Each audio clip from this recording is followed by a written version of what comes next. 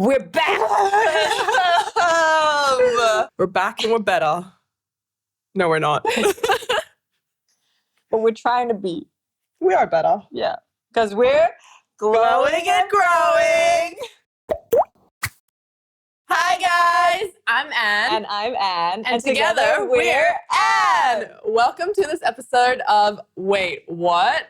Today's episode is going to be about Modern day dating. Why do we feel like we should talk about this topic?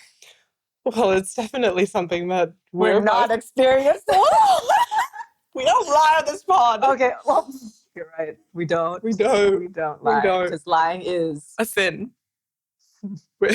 Yes, actually. It is. It is sin. Yeah. We actually wanted to talk about modern day dating Yeah. because we've talked a lot about self-care, about healing, about our past relationships, how that has like built our character. Yeah.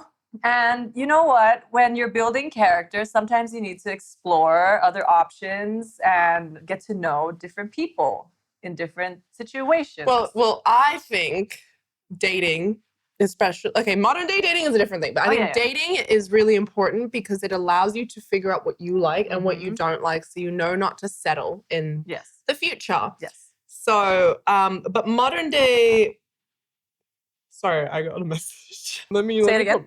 Say it again. I got distracted. Talk about modern day dating. We're working. Sorry, I just put my phone on Do Not Disturb now. I don't need to do that because nobody sends me messages anyway. Anyways, okay, back to the topic. Modern day. No, basically what I was saying was that, like, okay, after everything we've been through, now is something we want to talk about that is relatively new. Yes. And I feel like everyone can kind of relate in their own way because modern day dating is it's such a foreign concept to me. I'm tired. Tired and also very confusing, especially when you're mixing the different generations. Who are you talking to? The different generations? No. I'm just speaking in general. From a third party looking in to a certain party. Look, dating a different generation is a whole different topic. Yes. Well, it's really not, actually. It's quite modern day dating. Okay, we're not making any sense right now. We're going in fucking circles.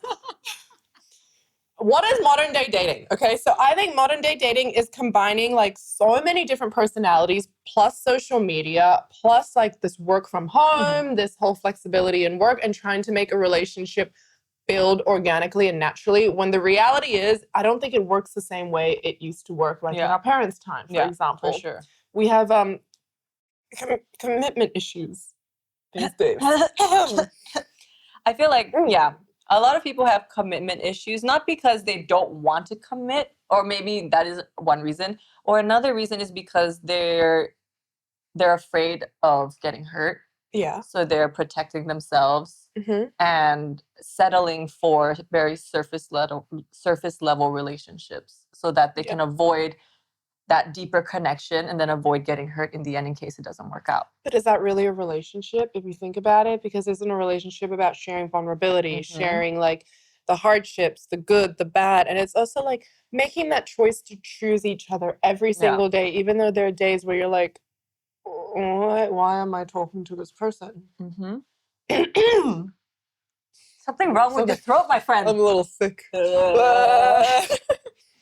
but I feel like every situation works differently for each couple or couples or throuple, whatever works for you.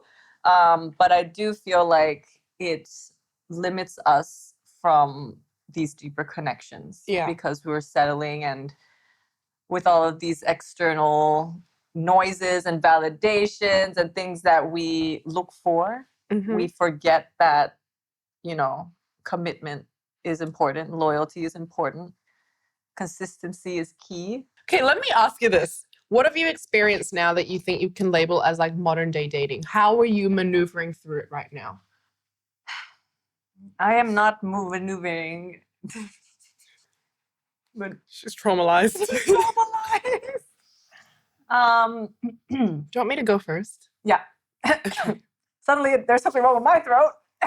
Okay, so going through, like, I've been single for a year now, right? And I think I don't want to say I've dated my few share of people, but I've gone on a few dates and I've learned about, different people. Yeah. And I have found that everyone, like we said, seems to have like a real commitment issue. Like it always tends to lead to like a situationship where they really like you, but they're not ready to give you that full commitment. But I've also found that even when I don't really have the commitment issue myself, I'm starting to have it now because it's true. Like there's so many options and the ability to connect with people is so rare. So when I actually like found that person that I felt like, oh my God, like I connect with him so well and it's so rare and it's so real. I reflect back and I'm like, is it actually rare and real when this is just the first person that's opened up to you? Because no one else seems to want to open up when you're dating anybody. Yeah. And I feel like you can't really get to know people if you don't share your vulnerability. Yeah. So I found it to be really tiring and also just so superficial and so surface level. Like everyone's really here for a good time, not a long time. Yeah. And I am one of those people. No, I have now officially been single for 1 year. Yes. Congratulations. Thank you. Happy anniversary. And within that year, I felt like I went through a lot of ups and downs, emotional roller coasters, of a lot of emotional battles with myself on what I wanted and for myself and from a partner or from a person that I was seeing. And actually, I was seeing someone for a while, and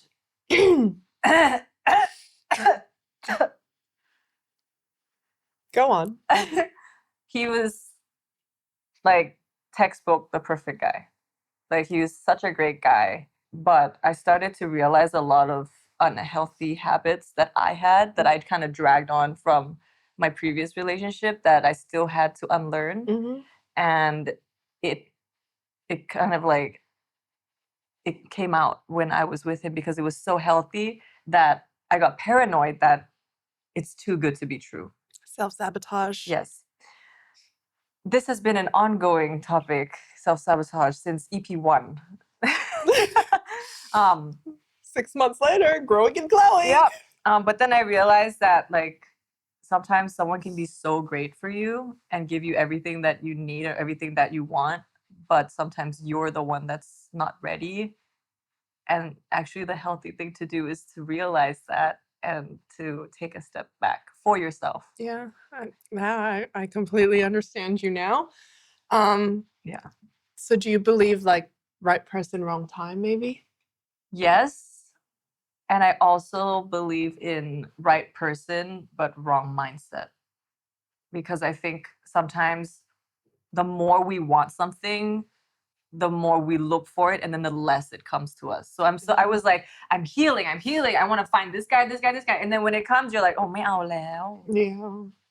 But do you think there was a part of you that also wanted to enjoy being single for a while as well? Yes. I think I owed it to myself to be single and to get to know myself as a person without someone in my life because I've never had like a big gap between my relationships.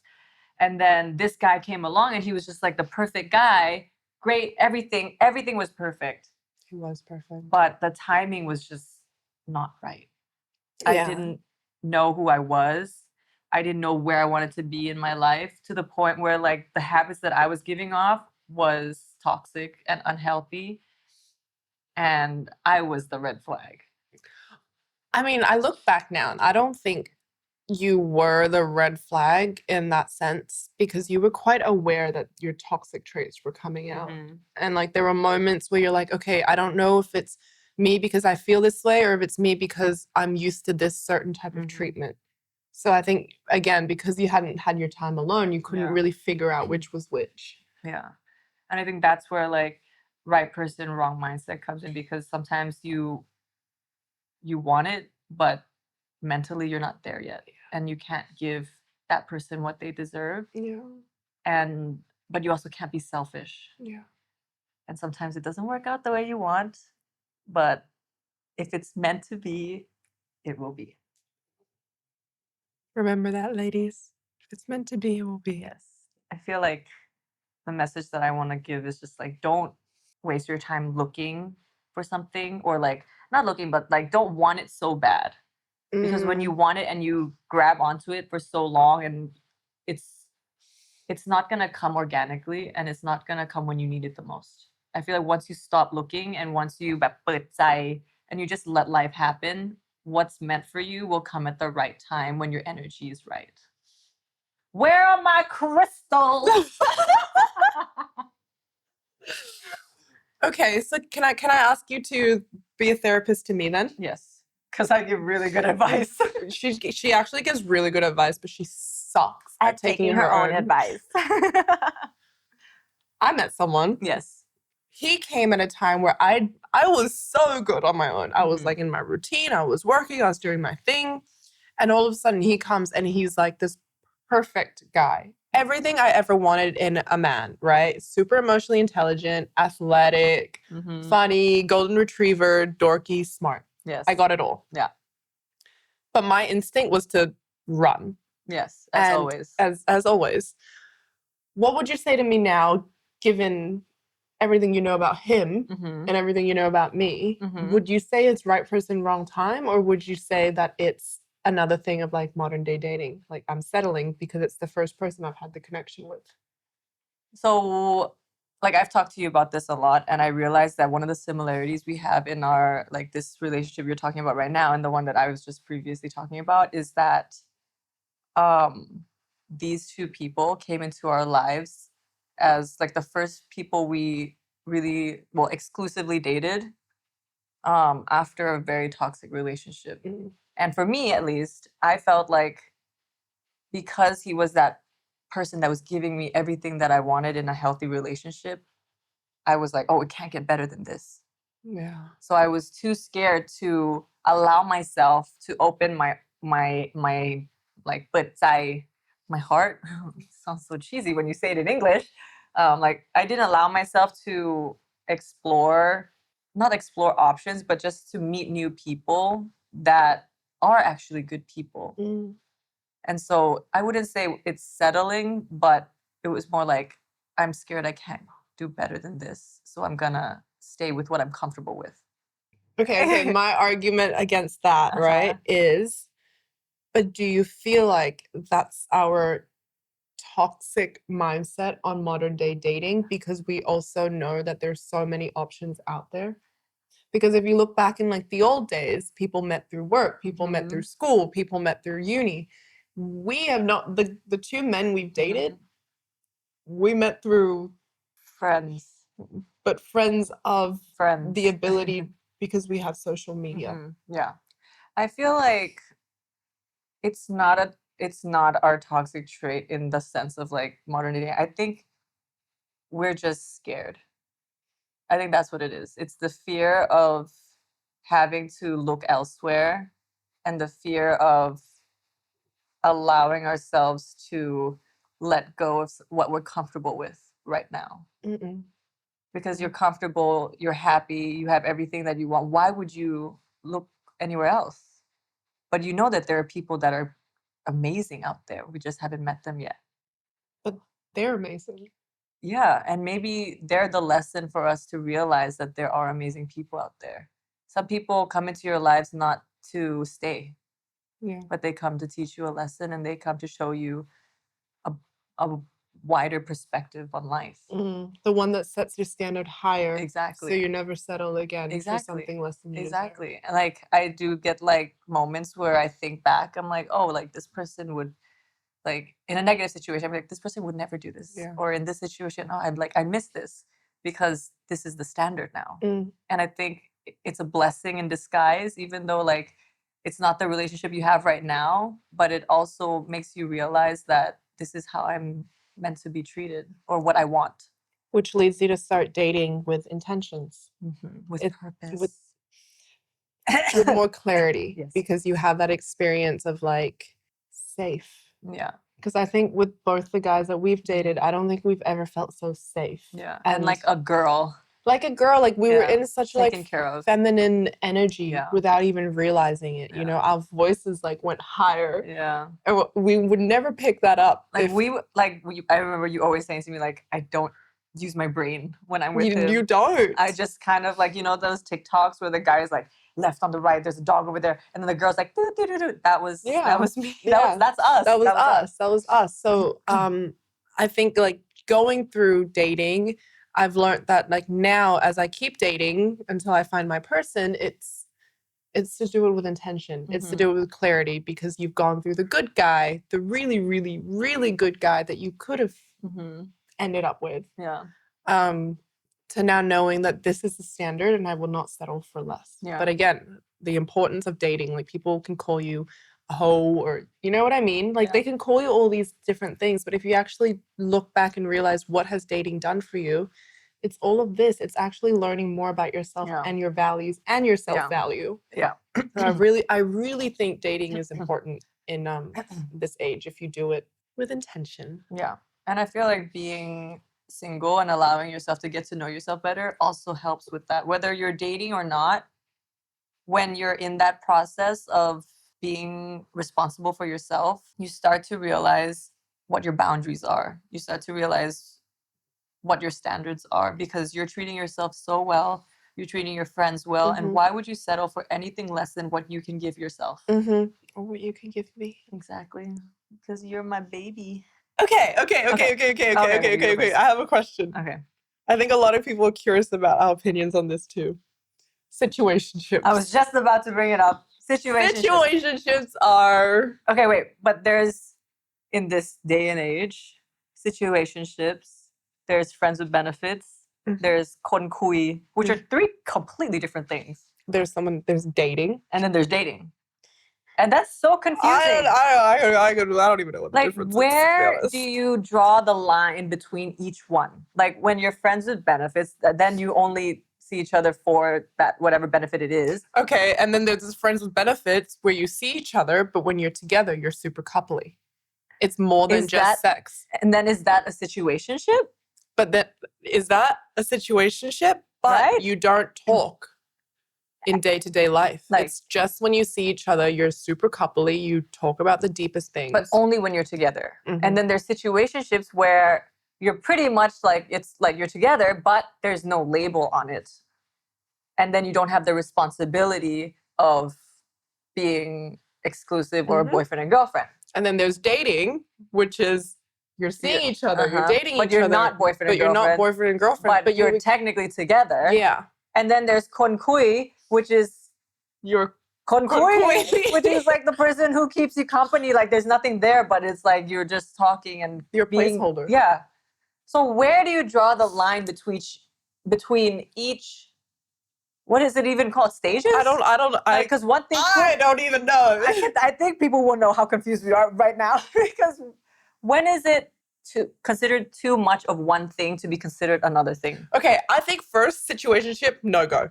Okay. I think situationship it's just two people or one person with a commitment issue who doesn't know how to voice it and wants to take advantage of your company, your energy, your aura. But what if?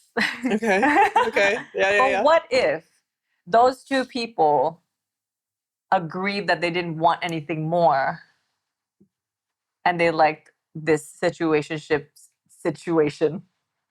But do you actually think it works? But it doesn't have to work right now because you're not looking for a future with that person. It's like a companion placeholder. Holy this is confusing. So is it a friends with benefits? Because then you don't because you're friends and you're having benefits. Sex. Yeah, but then it's the same thing as a situationship where like when you're together, you're acting very coupley. So it's a situationship. Is a situationship considered a friends with benefits? But friends with benefits, you're not talking outside of the benefit. I'm going to ask Chad. God, oh my God. So you start to realize how old you are when you don't know these things. What's the difference between friends with benefits and a situationship?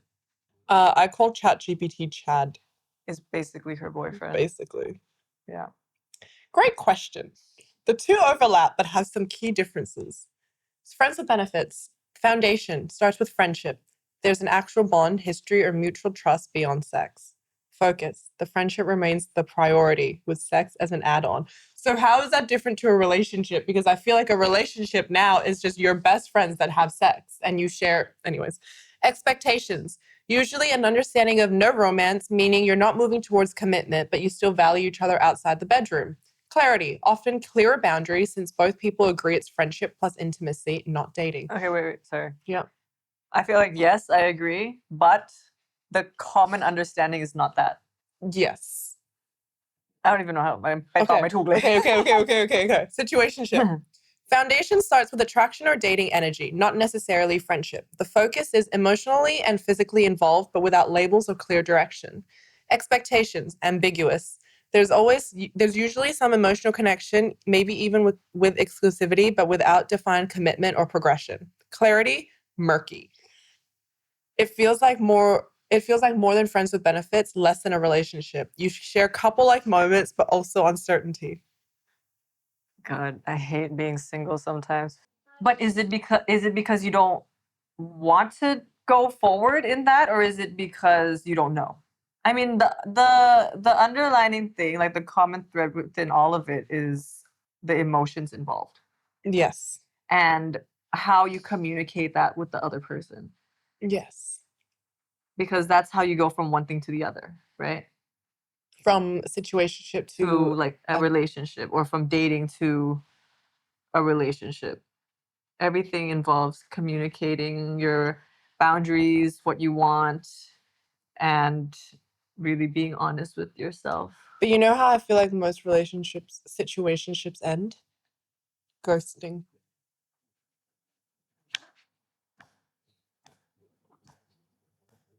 Ooh. I think oh bitch. Ooh, bitch. Like it's just ghosting. Mm.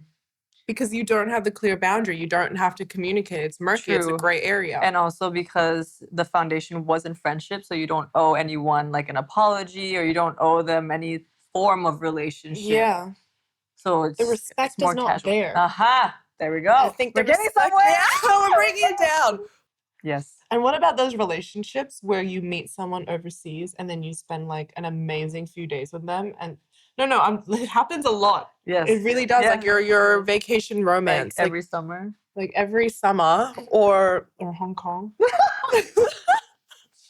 Okay, Hong Kong ended up being the love of my life at the wrong time. Hong Kong ended up me getting ghosted.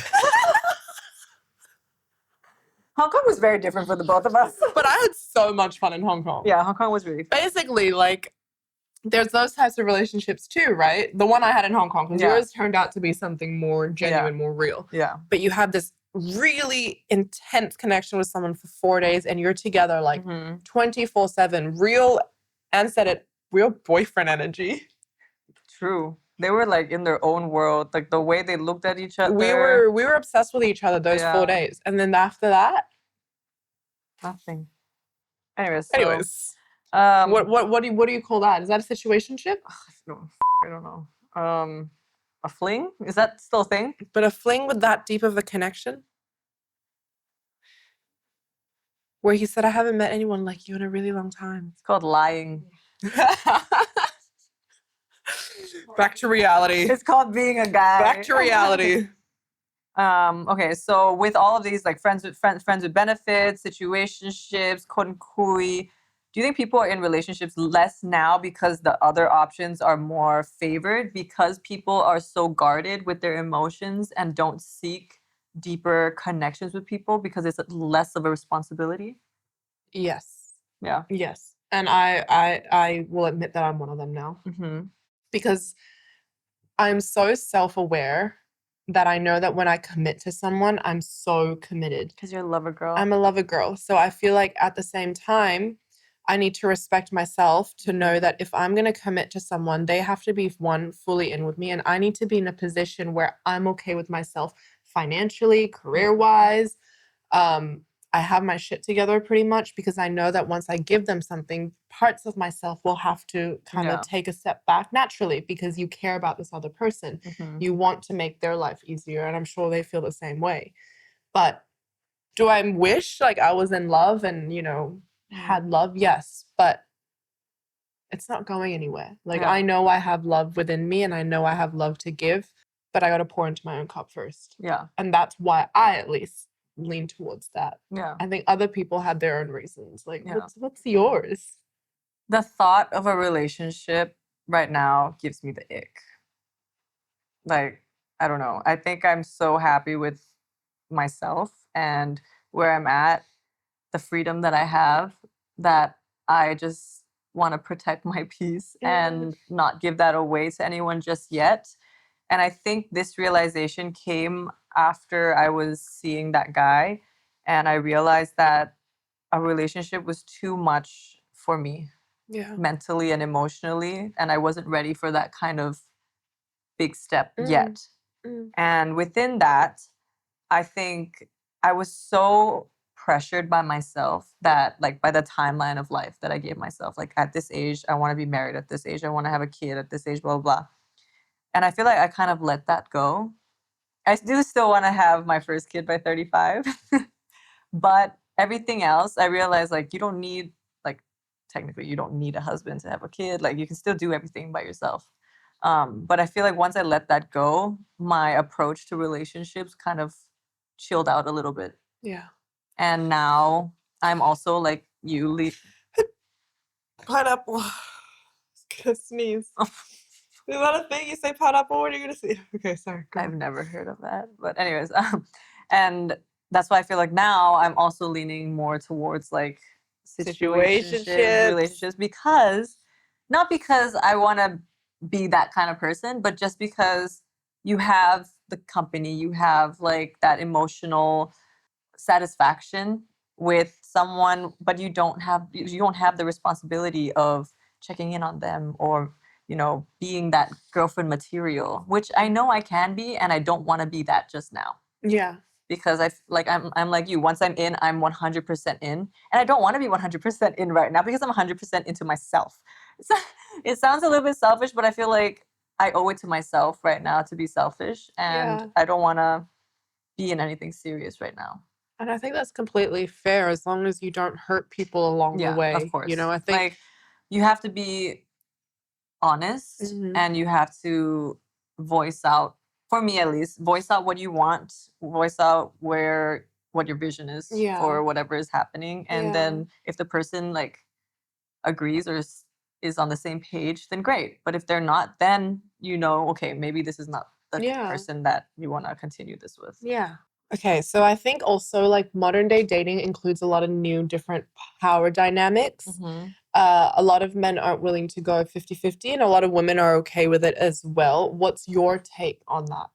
I feel like a lot of people have evolved from the traditional, like the man should be the provider and women should like provide for themselves. And it's all based off of like your own preference. But for me, I'm still with the man should be the provider. If you can't, like, on a first date, if some guy that I was seeing like a foreseeable future with said 50-50, that would probably be the last time that he saw me. Because then you think like everything else in the future, like, okay, if you buy a house, if you have kids, and that's 50-50, I have to carry a kid in me for 9 months. I have to do this, I have to do that. And you go to work, you make more because you're a man, and I still have to pay the same amount as you. I feel like that's not really fair. That's just my own preference. There is no right or wrong, okay? I just feel like the man should be the provider financially, emotionally, mentally, because I feel like the likelihood of a man leaving a woman is so much higher than a girl leaving a man. So then wouldn't you think in contrast to that then, if the likelihood of a man leaving a woman is higher, isn't it more important than ever for women to be able to provide so that they don't have to rely on the man to provide? I think they should be able to provide for themselves and then consider the relationship that they're in. Because I always told myself, I'm not going to settle with anyone until I can financially support myself, before I can provide for myself. I have a house, I have this, and everything settled for myself so that I don't have to rely on a man. And it's not that women can't, but it's also nice to be taken care of. Yeah. And for me, I feel like I'm always that strong, independent woman. I have to take care of my team. I have to do this, I have to do that. And sometimes I just want to come home and be a girl. I just want to be taken care of. I don't want to be a strong, independent woman. outside of my house and inside of my relationship. I could not agree more with that. It's so tiring. Like, it's nice to be taken care of and being like, hey, babe, don't worry, I got it. Like, don't worry, I planned this for us already. Or you don't have to worry. You don't have to, like, it's the calmness and the peace of mind that I would like. Safety. Yeah. Just safety. Like, I think the whole protect and provide thing that men are expected or were expected to do, I think really just comes down to women feeling the need to feel safe in the relationship they're in, because I think when they feel safe, they blossom and they, you know, it gives them the space to be what they want to be. And I think women who are thriving, women who are safe, women who are at peace bring so much to the table. Yeah. And I think that's what it really comes down to. And I don't think it really actually fully comes down to like finances. Obviously, it's nice to have someone look after you financially, but I think the deeper root in the want for that goes into feeling safe. Yeah. But what about you? Would you go 50-50 or? I would go like 70-30. Bitch, don't lie. No, I would go 70-30 because this is the thing. So if a guy asks you on a date, can you pay 70%? Oh, I'm not talking about like, I'm not talking about like those small things. No. Right now I'm talking about like a date. First date at least. I expect the man to. Yeah. I don't expect. It's not expected, but like, it's appreciated. I would appreciate for them to pay, and if they do pay on the first date, and we just get dinner, for example. I will pay for the dessert. Oh yeah, of course. Like if you go for ice cream, then like I'll do that, like the smaller thing. Yeah, that's fine. Yeah, like I will contribute, and I want to, and I know I'm able to. But it's about, again, the principle. It's about like being chivalrous, you know, being like, you see the value in me, you see the value in my time, you see the value in what we're building, that I'm willing to provide for this meal. Yeah. And if I see that you're happy to do that, then it's like, okay, then I will contribute to whatever this is or whatever it might be. But I do get it about like the bigger things. Like, okay, like you said 70-30. I feel like if you take 100% of like your salary versus the guy's salary, and then you say, okay, for this, we're going to pay 30% of our salary into this. You might make less and he might make way more. Yeah. But you're taking the same amount and contributing to the same thing. Yeah. I can understand that, because then you're not expecting, okay, if I'm paying 50, the guy's paying 50 and he wants you to pay 50 as well, but you earn less, then it's not really fair. Yeah. Yeah. That's the thing. But what if you earn more than the guy? See, like, does it have to? Then I must be marrying for love. I think about that. That's so shallow as well. No, I don't think it's about being shallow. I really, really do think it goes down to, you want to feel safe. Yeah, man. because like, I'm so tired of mothering men. Yeah, it's not your job. It's not my job to be your mom. It's also like what you said. You have to be the one to have the baby. You need to be the one to take care of the baby the first, at least 3 years of their life, right? Because it's just how it works, unfortunately, for us women. But also fortunately, like it goes both ways. Yes. So when you're providing 70% and then that goes away because now you're providing for another human being, that's what I would take into account if it was the other way around. Because if I'm planning on spending on you financially, time as well, I need to know that direction, because I'm hoping it's going that direction. You've got us. Yeah. That's kind of more of what it is. Yeah. Okay. So basically, through it all, friends with benefits, situationships, konkui, dating, relationships, everything kind of just comes down to being honest with yourself, what you want, and communicating that directly with the person that you're seeing. Yeah. And communicating that with the person that you're seeing or that you're with. And honestly, just staying true to your boundaries and your values as well. Yeah. Because there are so many people out there that haven't met you yet, that you haven't met, that could be the love of your life. Yeah. But you need to allow yourself to go out of that comfort zone and out of that box to be able to find what really fits you and what you want. Yeah.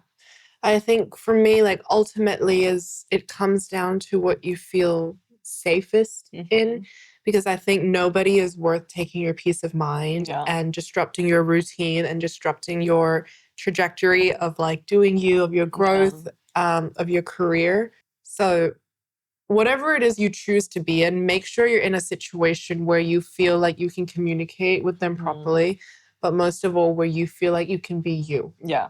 And you don't have to be anything other than that, because I think the easiest thing when you go through all this is you lose yourself. You lose pieces of yourself, and no one should take that away from you. Yeah. And when you're with someone, remember that you still have your own life and you still are your own person, and being with someone else doesn't mean you have to be less of who you are.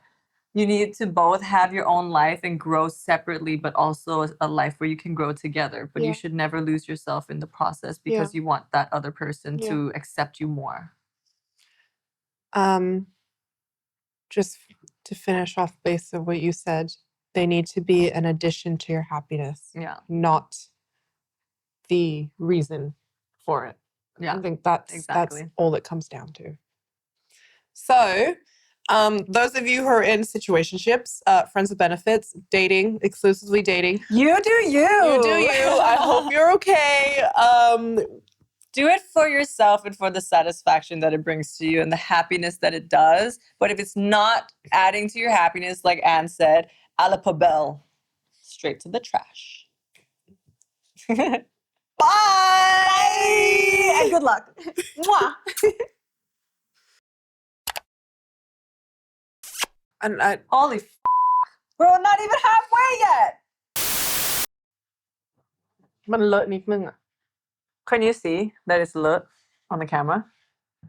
Do you know where I'm talking about? Tai ta. Right here. Sound check. 1, 2, 3. The eagle has landed.